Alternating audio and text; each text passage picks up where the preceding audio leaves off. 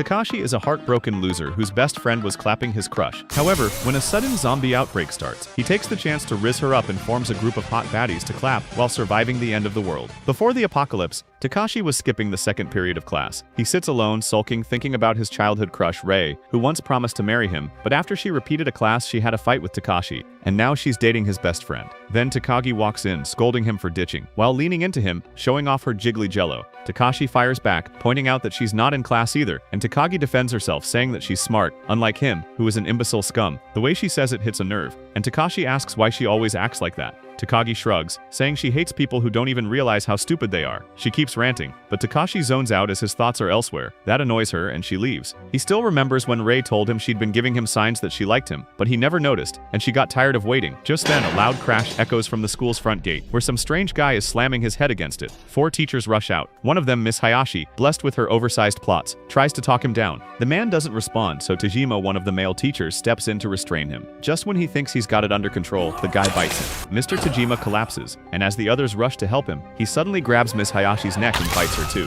Takashi, having seen the whole thing, runs into the building. All he can think about is Rei, and he doesn't care if he gets yelled at for skipping, as he has to find her. When he does, Rei's new boyfriend Hisashi is already with her. Hisashi asks what's going on, and Takashi bluntly says someone just died at the gate. Rei tries to argue, but Takashi smacks her hard, snapping them back to reality, and they decide to run away. Takashi explains everything he saw, and the 3 of them scramble to find anything they can use as weapons. Still clinging to normalcy, Rei tries calling her dad, a cop, but the police line is jammed. That's when the school's emergency broadcast kicks in. A teacher's voice says violence has broken out, and staff need to evacuate the students, but before he can finish, a horrifying noise cuts him off, his horrific, brutal death live over the mic, which causes all the students to panic.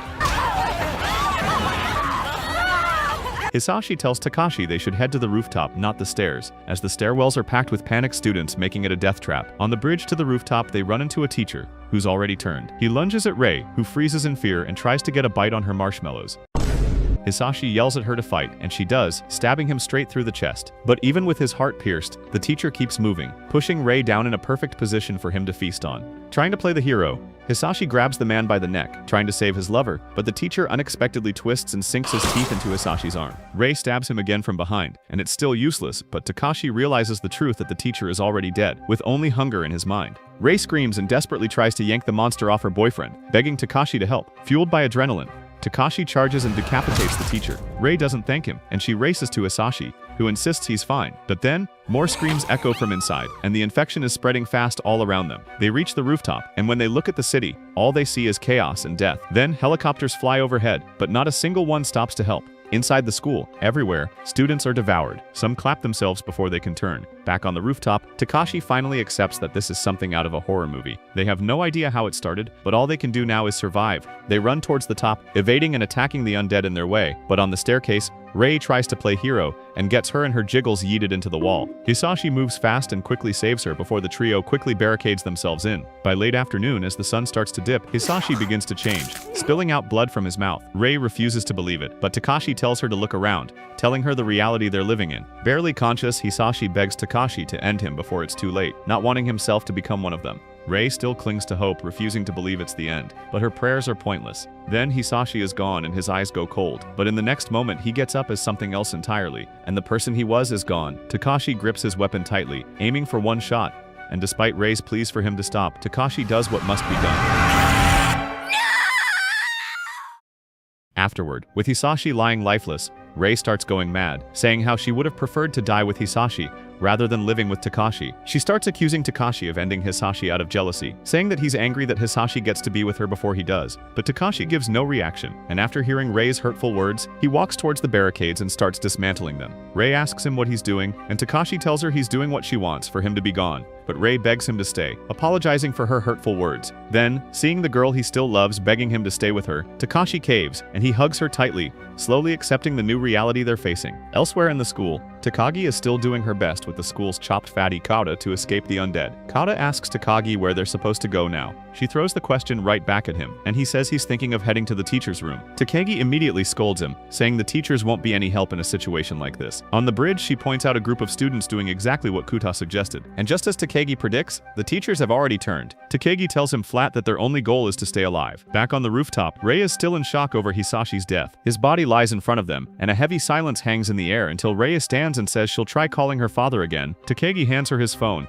When her father picks up, he recognizes Takagi's number but doesn't realize Rei is the one on the line. He just starts talking, saying the city is in chaos and that Takagi needs to get Rei somewhere safe. Before he can finish what he's saying, the signal cuts out. Rei breaks down crying as even on what might have been her last chance, her father doesn't recognize his own daughter's voice. Meanwhile, Kuta asks Takagi if she brought her phone, and hesitantly says he wanted to call the cops. Takagi sighs, saying that calling the police is pointless now, as everyone's already trying to do the same. She states that if anyone's getting help, it's only the important higher-ups people, and with the government being overwhelmed, no one's coming for them. After that harsh truth, Takagi tells Kuta to run again, and in her head, she's thinking how much she wishes she'd ended up with Takashi instead of this chubby pig. In the clinic, 2 students are already there, and one has turned. The school nurse Shizuka is dumber than bricks and is too slow to realize how screwed she is. She casually gathers medicine, and her overly bouncy figure sways with every step. A student tries to hurry her, but she simply does things relaxingly. Suddenly, the undead bursts in, attacking the student while Shizuka can only watch. As she's about to get eaten, Sayeko, a senior from the kendo club, arrives and cuts the creature down, saving them. But it's too late, and the student's already been bitten. Sayeko asks for his name, then gently tells him that he knows what's coming. She asks if he wants to end it before he turns, and with a weak smile the boy nods. Shizuka protests, but Sayeko interrupts, saying that it's a woman's job to protect a man's dignity, and then she grants his final request. Elsewhere, Takagi is rigging something together using whatever tools she can find. She guesses Kota is into military stuff and asks him to build something. Kota's geek brain kicks in, and ideas start flowing. Just then, undead bang at the door and Takagi panics, but Kota finishes assembling a makeshift weapon, and just as one of the undead breaks through, he's locked and loaded with a nail gun. After clearing a path, Kota asks Takagi why she even brought him along. She shrugs, saying she has no special reason. With no option but to survive, the two begin their own fight. Back on the rooftop, Rei gets an idea to use the fire hose to hold off the undead. Takashi is impressed by Rei's thinking, and she credits Hisashi, then goes quiet, remembering he's gone. Takashi doesn't say anything, but trying to shift the mood. Rei says it's time to get off the rooftop. Rei hands him his baseball bat, as it's time to move out of there. Inside the building, Rei wonders where they should go. Takashi says he wants to find any survivors and take them home. Rei agrees and tells him to call his parents, but Takashi says it doesn't matter, as his dad's out of town, while his mom's a teacher, and he shows no worries in front of Rei, but deep down he's worried sick about them. Elsewhere, Takagi and Kyuta try to distract the undead, and they discover that the undead seem to respond to sound, as they're probably blind now. Meanwhile, Saeko and Shizuka head toward the teacher's room to look for car keys. Saeko, calm and focused, doesn't even bother attacking the undead on the way, and just shoves them aside. Shizuka asks why she's not fighting them off. Saeko explains it takes time, and if they get stuck, they'll have no way out. Then Shizuka trips on a floor mat. While her assets are bouncing as usual, Saeko rips her skirt,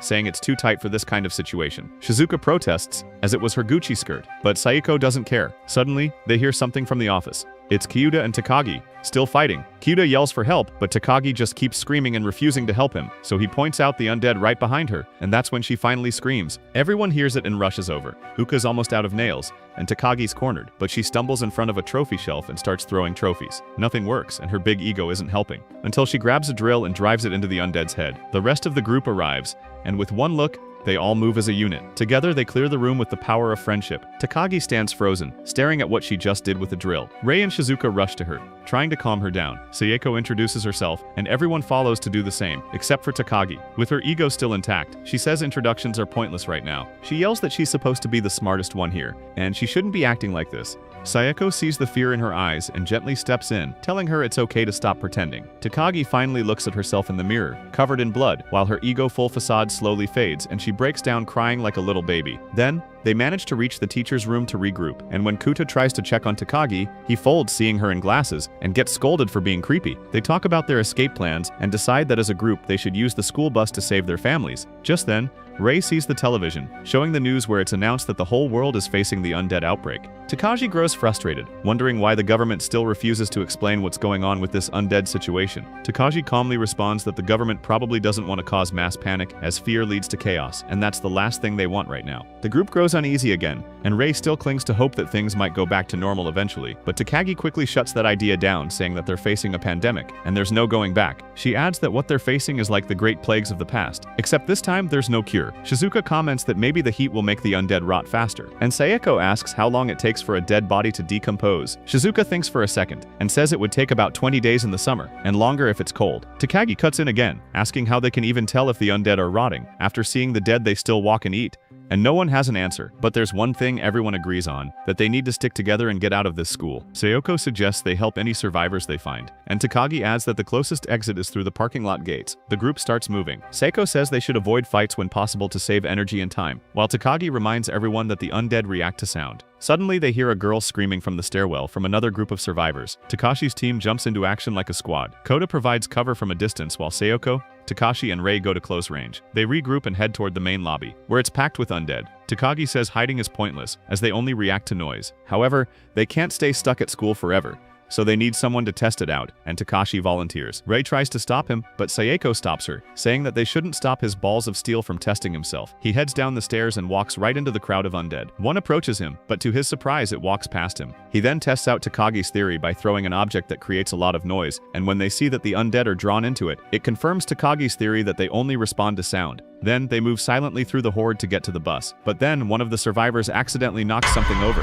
and the noise draws all the undead toward them. Chaos erupts, and everyone runs. Takagi screams at Takashi for saving the guy who caused the noise, but Rei says it doesn't matter now, and they need to move. One of the survivors gets attacked, and his girlfriend refuses to leave him. Takagi tries to stop her, but she shoves past and runs back to her boyfriend. Takagi doesn't understand why someone would do that, and Shizuka softly says that some people would rather die together in a world this broken. Takagi keeps grumbling about logic, but Kota suddenly shields her from an undead. He doesn't even know why he does it, and Takagi freezes, stunned by the act. Once the path is clear, Shizuka reaches the school bus and takes the driver's seat, while everyone piles in. But before they can leave, another group arrives, led by someone Rei instantly recognizes. Shido, the teacher she despises the most. Suddenly, one student from Shido's group trips and falls. But instead of helping, Shido kicks him aside and steps onto the bus with a creepy grin, saying that the weak don't deserve safety. With everyone on board, Shizuka drops her usual airhead nurse act, convincing herself that the undead are not people, and plows through a crowd of undead like she's driving over potholes. Once they're out, Shido thanks Sayeko and suggests she lead the group, but Sayeko declines. Seeing his opportunity, Shido announces that every group needs a leader, and Rei leans toward Takashi and whispers to him how he's going to regret letting that creep on the bus. They reach the highway and see the city in chaos, where fires rage, buildings crumble, and beaches lie empty. Suddenly, one of Shido's students speaks up, saying that he doesn't want to be in the same group as Takashi. Another student says they should have stayed at school. Annoyed by the complaints,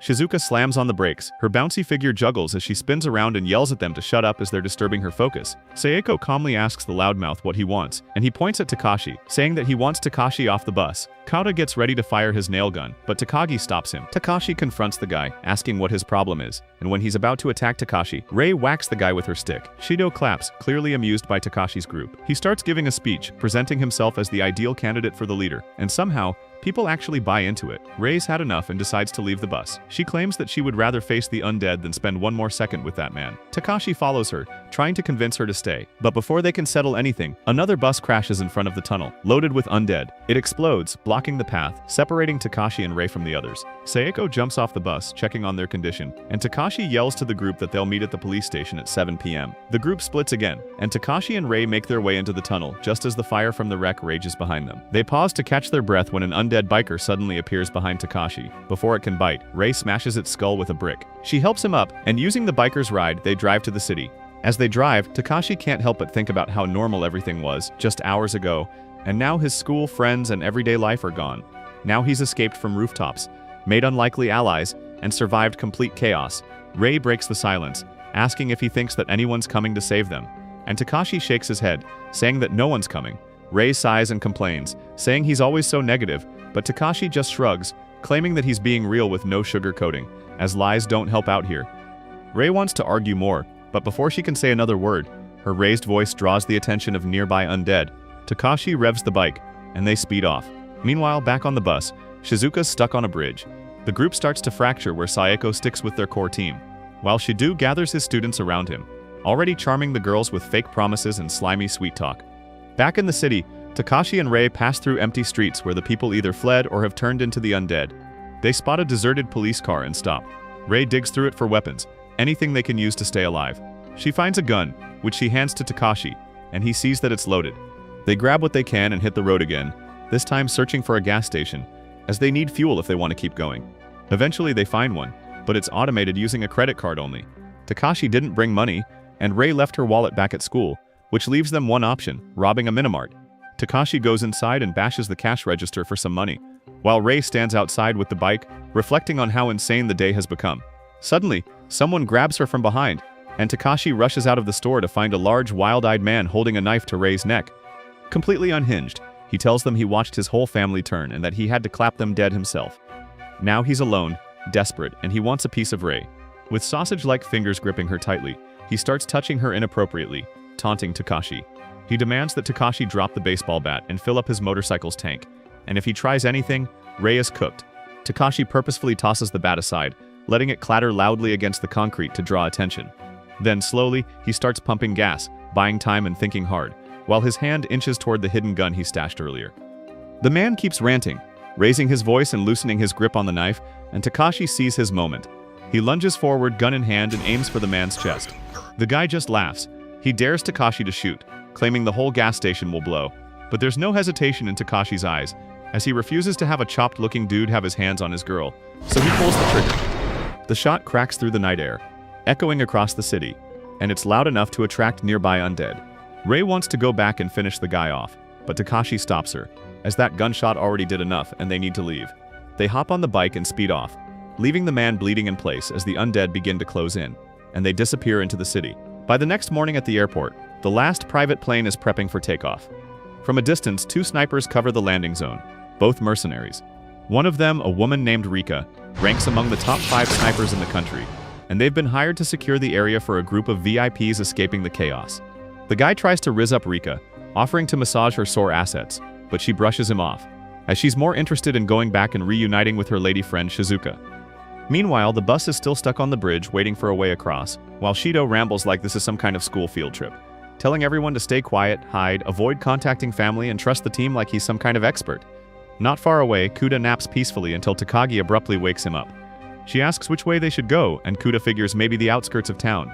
But Takagi points to the sky, toward the airplane, saying how lots of people will be heading out of the city to islands or military zones in the mountains. Kuta guesses Okinawa might be a destination, and Takagi adds that places like Hokkaido or Kyushu could also be options. But reaching them won't be easy, because if the government or military already set up bases, they'll probably restrict entry to prevent infected outsiders from getting in. And everyone will be looking out for their own, just like Shido, who's trying to build his own twisted community by sweet-talking students, especially the girls, into following him. Kuta gets serious and offers to handle Shido himself, but Takagi stops him, saying it's not worth it and that they should focus on getting across the city. She then murmurs under her breath, hoping Takashi is safe. Kota hears it and casually teases her for liking Takashi. Takagi instantly denies it, but it's too late. Sayeko and Shizuka have already heard her, and both of them look a little concerned, as Takashi and Rei are still out there. Across the city, things are getting worse. Gangs roam the streets, causing chaos. Takashi and Rei have to speed through a shootout just to avoid getting caught. Their goal is to cross the bridge, but the crowds and violence make it impossible, so Takashi drives off and searches for another route. At the main bridge, panic is already spreading, as the undead have arrived. The military tries to keep order, but people aren't listening anymore. In desperation, the soldiers block all vehicles and threaten punishment for anyone causing trouble. Just then, a few students rush the checkpoint, bypassing the rules that the soldiers have put, but because of it, they get blasted off the bridge by a water cannon. Back on the bus, Shido is completely unhinged, still ranting about leadership with full delusion. Soeko has had enough, calling him a cult leader, and Takagi agrees. She looks around at the other students, all hypnotized by Shido's fake confidence and creepy charisma. Soeko says they need to leave the bus if they want to reach the police station and meet up with Takashi. Takagi hesitates, then awkwardly asks Sayeko why she seems more worried about Takashi than her own family. Sayeko answers calmly that she only has her father and he's overseas, so right now what matters is her safety and keeping her promise to meet Takashi. Shizuka jumps in and asks where everyone lives. Takagi says she and Takashi are neighbors. Kota laughs and shares that his family is scattered all over, where his dad is in Amsterdam, his mom is in Paris, his grandpa is captaining a cruise ship, and is busy clapping his grandma. Shizuka smiles and says she's sticking with this group. As her parents are gone, her siblings are out of town, and most importantly, she hates Shido. Everyone agrees, and they set out a plan to walk to the other bridge. Shido notices them moving and tries to stop them, but Takagi shuts him down immediately, telling them that her group doesn't need him. Shido's creepy Joker smile returns as he turns to Shizuka, saying that they need a nurse in their group. When he steps closer, Kota fires his gun as a warning shot that grazes Shido's cheek.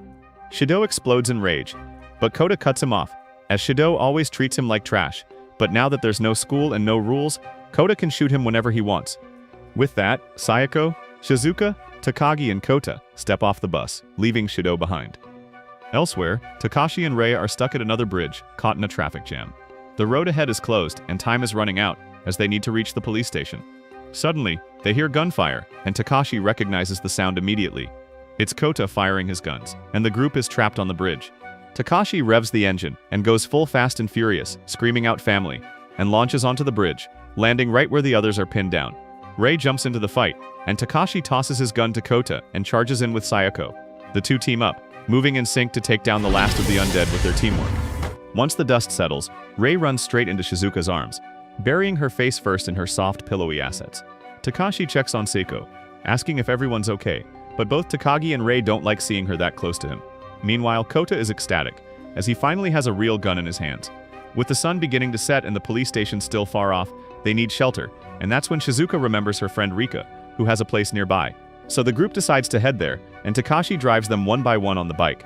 When it's Shizuka's turn, in her usual clueless charm, she has no concept of personal space, giving Takashi a very up-close and unforgettable experience with a real woman's body. Late that night, the chaos keeps growing.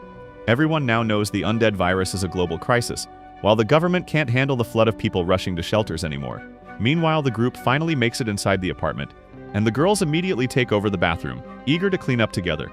For them, it's like a slice of heaven, where there's hot water, clean towels, and actual shampoo. They play with the water, laughing and messing around like it's paradise in the middle of hell. Meanwhile, the guys only get to enjoy the heavenly sounds coming from behind the door. Takashi and Kota are busy trying to open one of the safes they find in the apartment, and inside they discover a stash of ammo, and in the second safe, 3 weapons. Kota's eyes light up like it's Christmas morning. Kota, practically drooling, says that they are all completely illegal, as with all this firepower, and now it's in his hands. While Kota geeks out over the weapons, Takashi casually picks one up and points it at him. Kota instantly freaks out, yelling for him not to point guns at people, even if they're unloaded. But then, they both fall silent. It hits them that they're not just fighting the undead anymore, but it is now a war zone. Kota mutters that there will be no more negotiating, and they shoot to survive. They load the rifles and stash the rest of the ammo.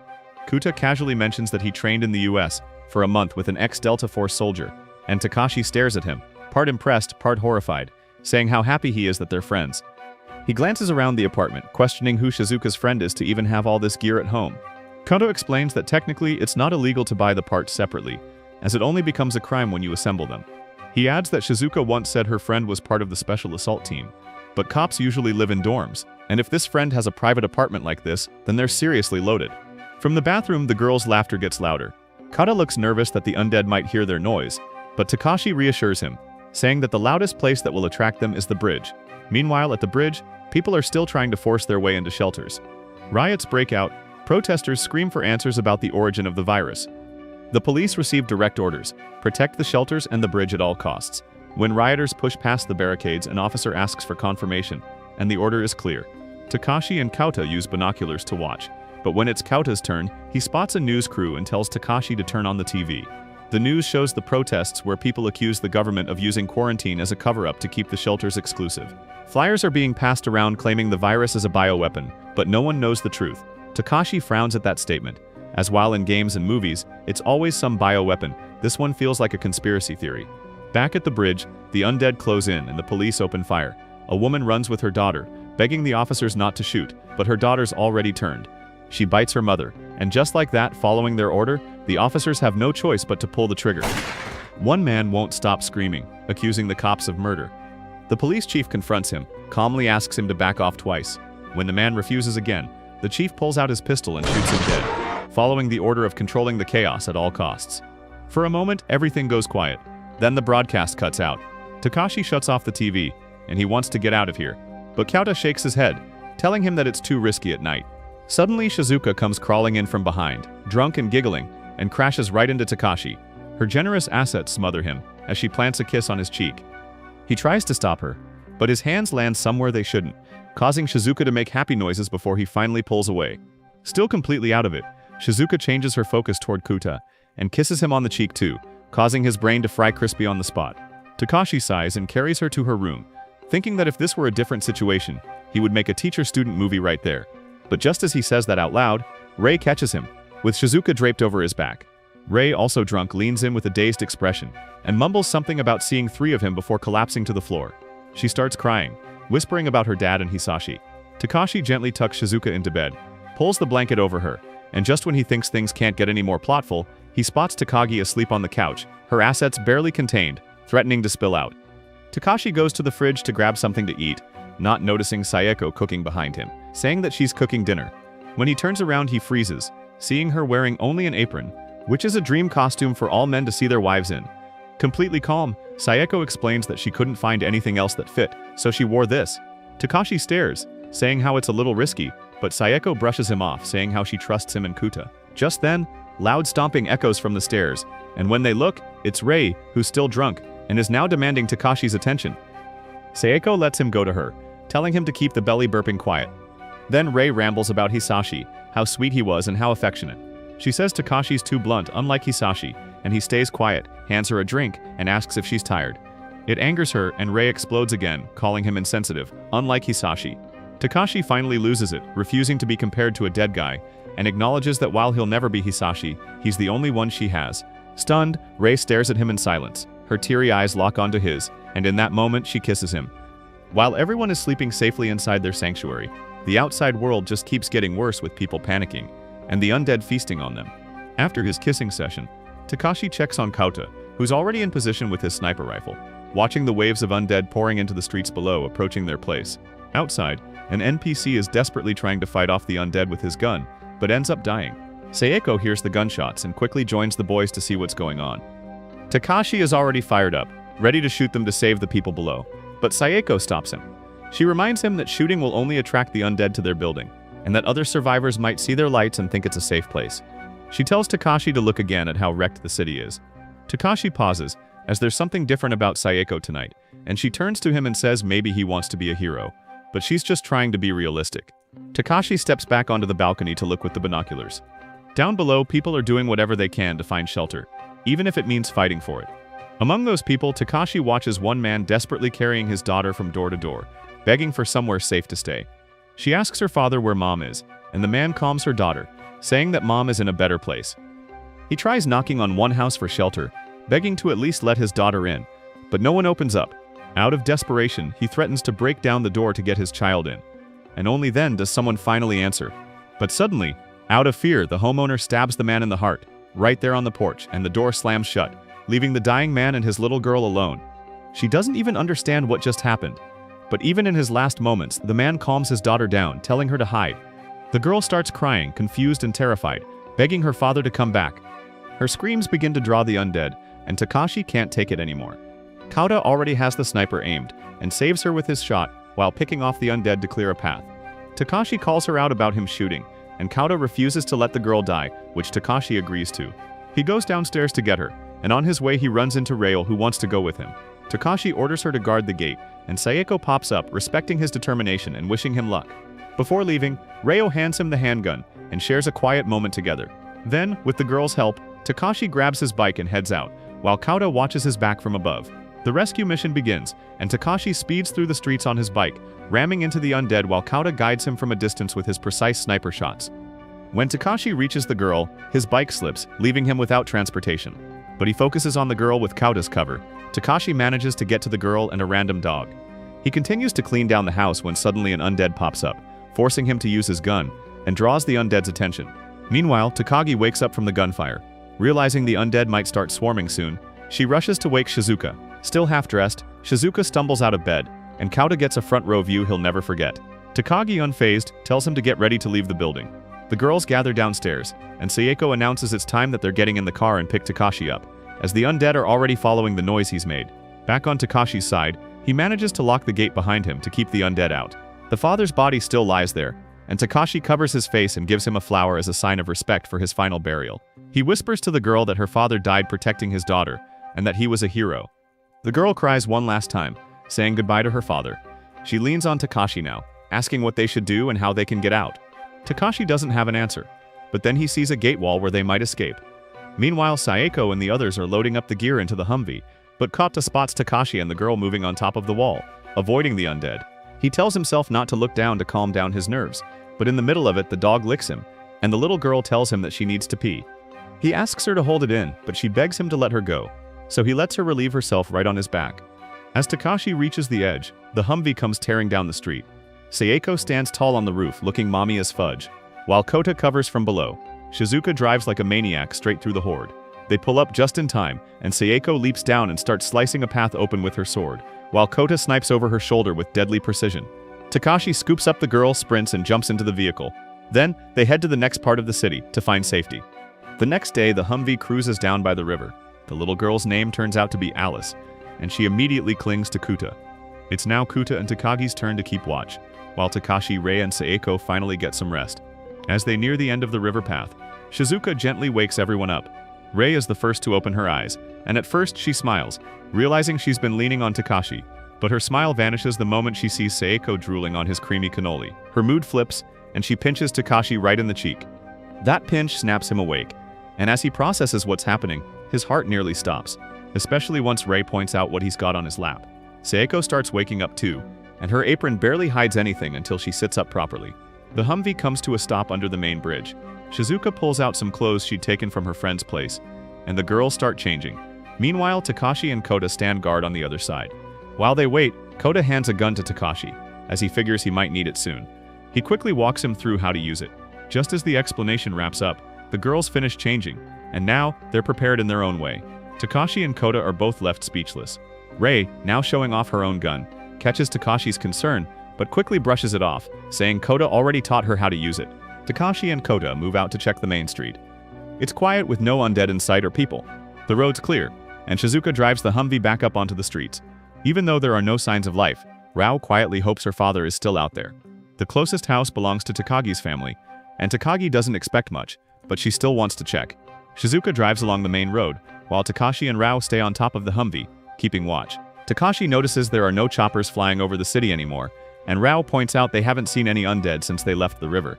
It gives them a feeling of normalcy for a little while, until Kota spots a massive horde of the undead straight ahead. Takashi quickly directs Shizuka to another route, guiding them to avoid the mob. But no matter which street they take, more undead block the way.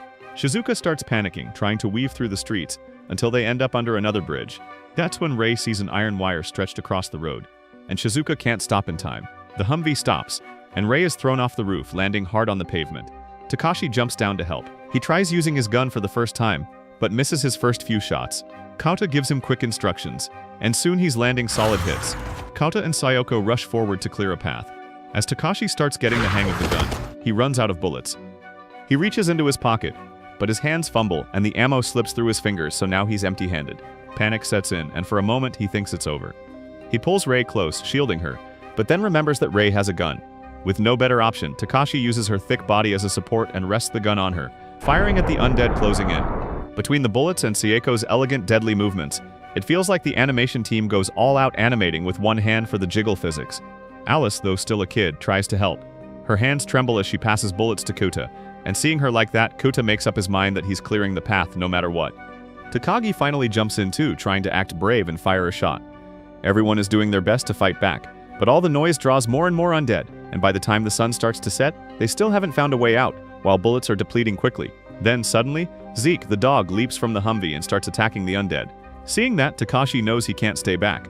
When Takagi tries to shoot again, Takashi stops her, takes her gun, and tells her to wait with Rei. With Sayako at his side, Takashi charges into the crowd, drawing the horde away. As the bait, they make noise, pulling the undead away from the group. But it's barely working, as more keep coming towards the Humvee. Meanwhile, Kuta tells Alice to crawl under the wires and get to safety, and he promises they'll follow after they clean up the undead. But Alice shakes her head, as she has seen enough. She remembers her father's promises, and how he said everything would be okay, but he still died and she ended up alone. Alice cries, begging not to be left behind, and she wants to stay with them, no matter what. In that dying moment, just when it seems like all hope is lost, a group of fully armored soldiers appears and starts firing at the undead, clearing them out. Everyone is saved, and Shizuka runs up to the one who looks like the leader and thanks them for the rescue. Their leader takes off her helmet, revealing herself as Takagi's mother. With Takagi's mother and her team saving the group from death, only Sayako and Takashi are left behind. Before parting, Takagi promises she'll wait for them at her house. So now the two try to find a way back to rejoin the others at Takagi's place. The sun hangs low in the sky, and with every corner they turn, they run into more undead. That's when Takashi remembers that they passed a vehicle showroom earlier, and he gets an idea. At the showroom, Takashi considers grabbing a motorcycle, but when he brings it up, Sayako teases him, saying it's like they're dating. Takashi catches what she means and just chuckles. They continue searching and eventually find a special vehicle that can run both on land and water. Takashi jumps behind the wheel and heads toward the river, clearly with a plan in mind. He drives down to the riverbank, and as they descend, the undead begin tumbling down the stairs after them. Takashi feels a brief moment of triumph, thinking they're safe. But Sayako quickly points out it's not that simple, and the undead are still moving. They drive straight into the river to escape, and as the vehicle splashes into the water, a huge wave hits them.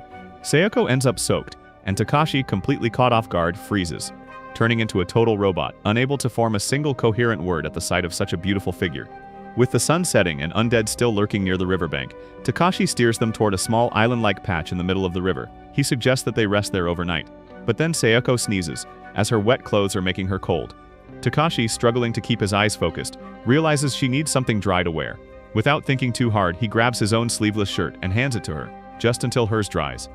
When she wears his clothes, Takashi gets flustered and excited, unsure how to act in front of Sayako. To break the tension, he awkwardly asks if Sayako likes someone, and to his surprise, she says that she does. She changes the subject by suggesting that they leave, and he agrees. They keep moving and arrive at a park. Takashi drives the vehicle into the fountain and rigs it to the central structure. He holds down the gas pedal, making it spin in circles like a noisy carousel, creating a sound loud enough to attract the undead to the fountain and lure them away from the streets. Sayako understands right away. She leaps out of the vehicle and dashes into the horde, fighting like the true samurai she is. Her movements are fast, sharp, deadly, almost like she's enjoying it. That is, until she faces a young undead, and she freezes. Takashi sees something's wrong and rushes over. The moment he sees the child, he doesn't hesitate and shoots, and then pulls Sayako away. They take shelter in a nearby shrine. Takashi asks why she froze, but Sayako doesn't answer, and she collapses onto the floor, silent. Takashi doesn't press. Instead, he says they'll wait there until morning. He lights a candle and looks around, finding a real katana resting on a table. Still getting no response from her. He also prepares some dry clothes for her and waits behind a curtain while she changes. A heavy silence fills the space, and Takashi understands that Sayako needs her space. Then, trying to lighten it up, Takashi hands her a wet tissue and softly says it's for her to clean up. His small comment finally makes Sayako smile and laugh a little. After a while, Sayako speaks and asks Takashi why he didn't question her. Takashi simply replies that he won't ask if she can't answer. Slowly, Sayako begins to open up. She brings up Takashi's earlier question about liking someone, and while she admits she does have someone she likes, she says she doesn't deserve to. She begins explaining her past. She says she was once attacked by a stranger in the middle of the night, and she fought back, broke his legs, and shattered his ribs. But she tells Takashi that's not what haunts her, as what really haunts her is that she enjoyed it. The violence, the dominance, the release, and it made her feel like a monster, which gave her pleasure. Takashi says he kind of gets it, as he also feels a twisted satisfaction when butchering the undead. But Sayako insists it's not the same, and that she was already broken before any of this when she enjoyed crippling a human's life. But earlier, in the park, when she saw that young undead, she froze because it reminded her of the truth that she's a monster, no different from the thing in front of her. Takashi doesn't have the perfect words, but he holds her hand, then gently kisses her before clapping her through the night. The next morning, as they're getting ready to leave, a fresh wave of undead starts closing in on the shrine. Takashi calls out to Sayako, but she's still lost in thought, trapped by what they did the night before. So he does what he feels he must. He holds her and grips her tightly in a way that stirs the woman inside her, in order to bring back the Sayako who never hesitated. It works, and she whispers her thanks while the fire returns to her eyes. However, unlike before this time, with a real katana in hand, the true monster inside Sayako awakens. She fights clean, fast, and deadly, relishing every strike. She cuts through the horde like a storm, and once they're clear, Takashi leads her toward Takagi's house, through the back door. There, Zeke starts barking, and the other rejoice at their return, not knowing that Takashi has unleashed and accepted the darkness inside Sayako during their passionate night together. It feels like the universe is on Takashi's side. After spending a night with Sayako, he now finds himself in yet another unexpected moment, with Rei and her whole situation. Rei is about to get a back massage after falling off the Humvee the day before, and Shizuka asks Takashi to help hold Rei during the session, which gets him to see and hear all her happy noises. After the treatment, Rei kicks him out of the room, scolding him and complaining that her chest still hurts because of him. Downstairs, Takashi runs into Sayako, who has now changed into a yukata. Things are still a little awkward between them, but they both laugh it off. Then Alice appears. Takashi tells her he's glad she's okay now, remembering how she cried herself to sleep next to Shizuka.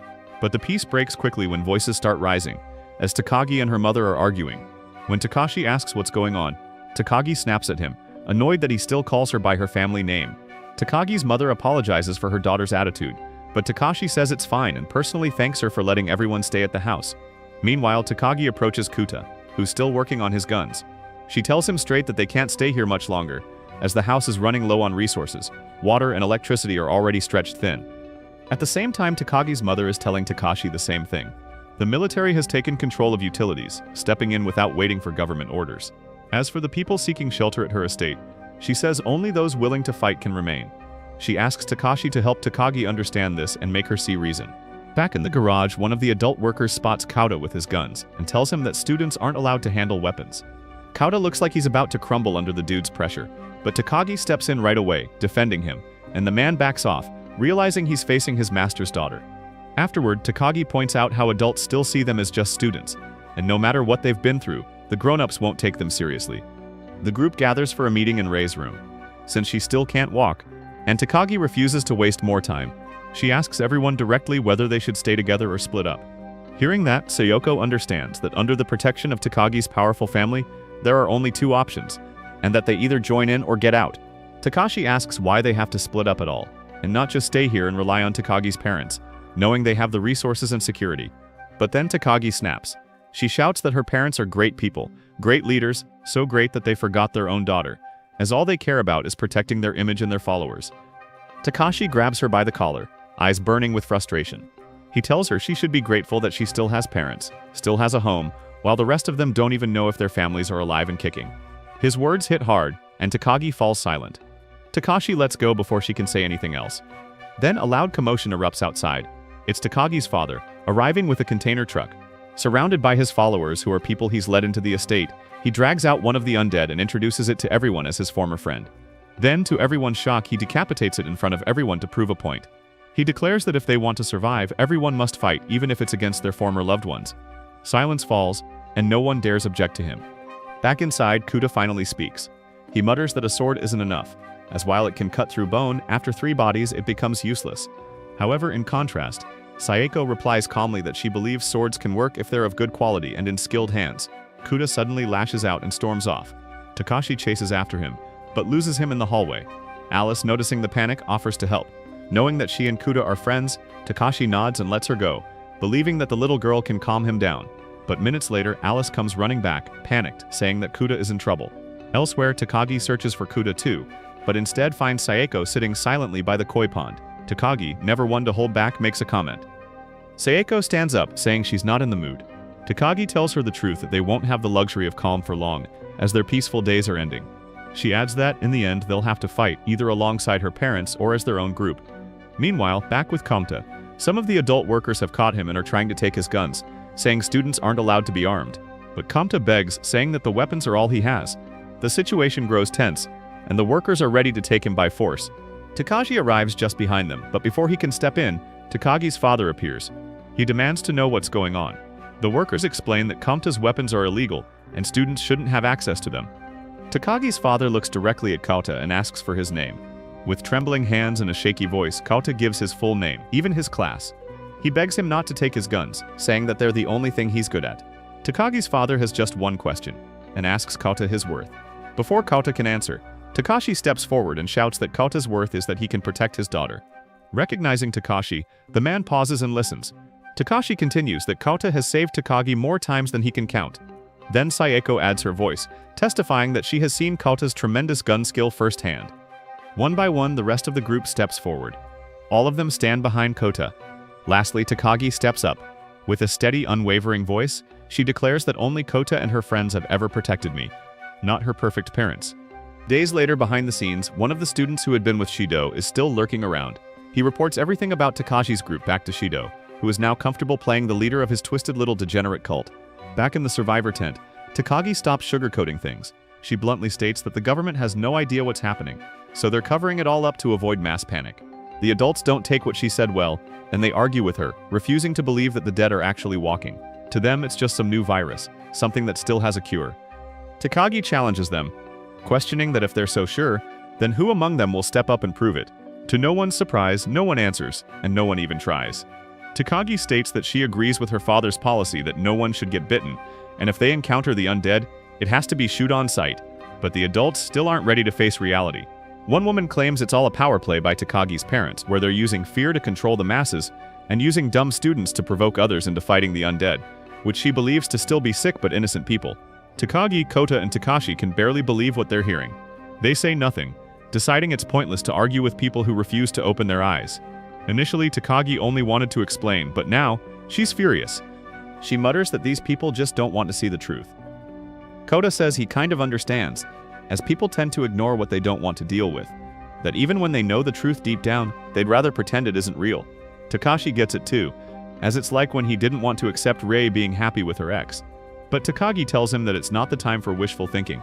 Kota agrees that the real issue is that the adults keep trying to make things feel normal, even though nothing in the world is normal anymore. Takagi adds that they just can't admit their own mistakes, and Kota nods, as everything they've been through, from the school to now, has taught him that learning from failure is the only way to move forward. Takashi acknowledges his own mistakes too, but as he speaks, Takagi and Kota smile at him. They tell him the group has already decided that he's their leader now. Meanwhile, Sayeko meets Takagi's father, who in the past was the student of her father, whose family comes from a long, honorable lineage. Takagi's father presents her with a katana, and Sayeko immediately recognizes its value. She tries to respectfully return it, but he laughs and hands it over anyway, as it's a gift of gratitude for her father, and for saving Takagi. Sayeko humbly says she wasn't the only one, and that Takagi has also been a crucial part of their survival. She states that if he truly wants to protect his daughter, he should stand by her side. She adds that if he really wants to give the katana away, he should give it to Takashi. Takagi's father agrees, but he believes that Takashi still isn't stable enough to lead. Elsewhere, Takashi questions whether he's the right person to lead, and that's when Rei enters the room and tells him it suits him, saying that he's a good man. Takashi scoffs, saying that he's just surviving, just helping out like a support character in a game, where Sayeko, Kota, and Rei are the fighters. Takagi's the brain, Shizuka's the healer, and Alice is just Alice. Rei laughs. She says that girls usually go for the cute or affectionate types, and Takashi's neither of them. But she admits that sometimes he's clueless, while sometimes he's brave. She adds that he doesn't always have a reason, but he still does the right thing, which she likes. Then Rek confesses that she regrets not seeing his worth sooner, and now she doesn't want to leave his side, even if someday Takashi falls for someone else, as she still wants to be there beside him. Her honesty catches him off guard, and the steamy tension between them rises. Takashi pushes her down on the bed, and things get intense and sweaty between them. 10 pumps later, she quickly gets up and says she needs to see Shizuka for a checkup, asking him to think about what she just said. As she opens the door, Sayeko is waiting outside, and she mentions that she gave them a little privacy for some plot progression, knowing that Takashi was going ham. Rek brushes her off, still feeling the heat and leftover vibe from the night Sayeko and Takashi spent together. Meanwhile, Shido and his cult make their move. One of the girls seduces a guard, opening a path into Takagi's family's mansion. At the same time, Takashi decides to search for Rei's parents. He doesn't know where to start, as his own father is in another city and his mother had been at school when everything went down. But he knows that Rei's dad is a police officer, and her mom might still be hiding at home. Takagi's father warns Takashi that his family and group plan to leave in 2 days, as it's too dangerous to stay longer. Takashi promises they'll be back before then, but if they aren't, he tells them to just move on without them. When Takashi and Rei are about to leave, Sayeko steps in, deciding to go with them. The others also come to say goodbye, but before they can do anything, Rei freezes. Shido has arrived, escorted by one of the guards who thought he was friendly, and he's still full of smug arrogance. The guard praises him as a teacher who saved his students, but behind that fake smile, Shido is nothing more than the product of a broken home and a twisted upbringing. In the past, he was paid off by a local corrupt mayor who hated Rei's father for being full of justice, so Shido was ordered to ensure that Rei failed a class, and since that day, Rei hates him deeper than hell itself.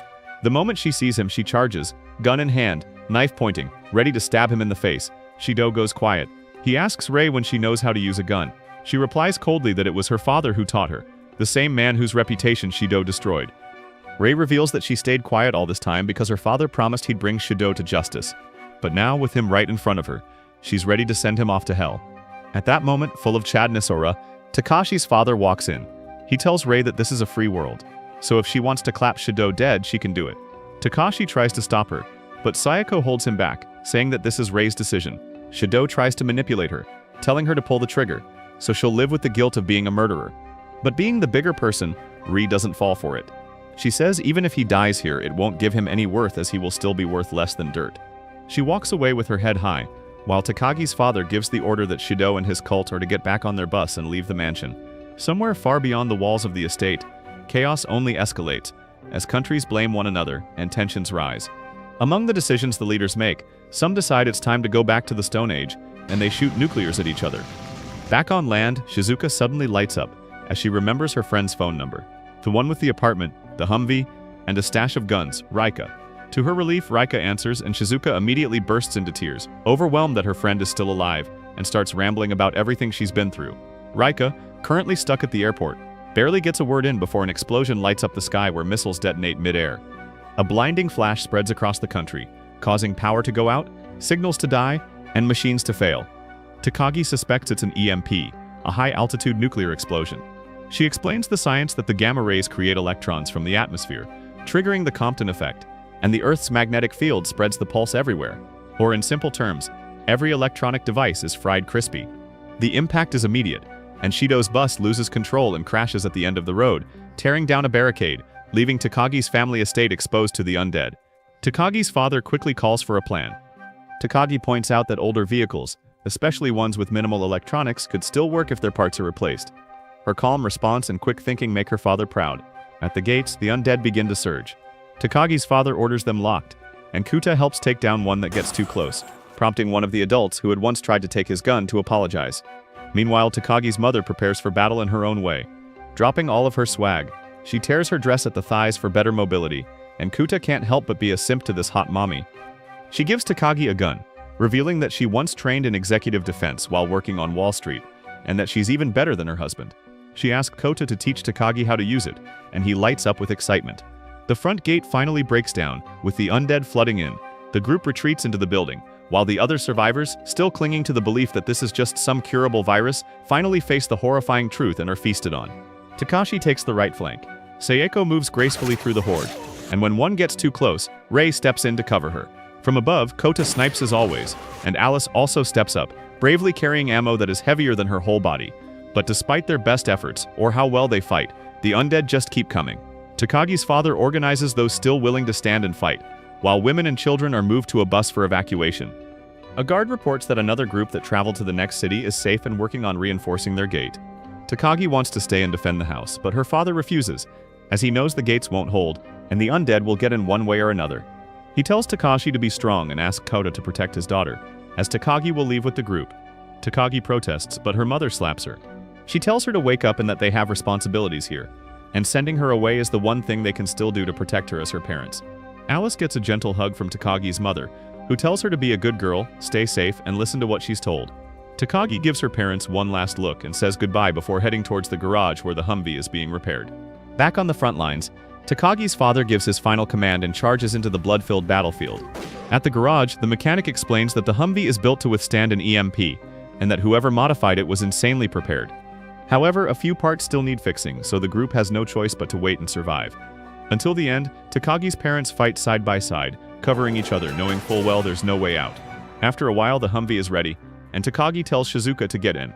The mechanic signals and the engine roars to life, so everyone piles in. Takagi invites the mechanic to come with them, but he declines, as he has already saved the one person he needed to in Takagi. With no time for heartfelt goodbyes, Shizuka slams the gas, and the Humvee charges forward, plowing through the sea of undead, leaving Takagi's parents behind, letting them know that their daughter will be okay.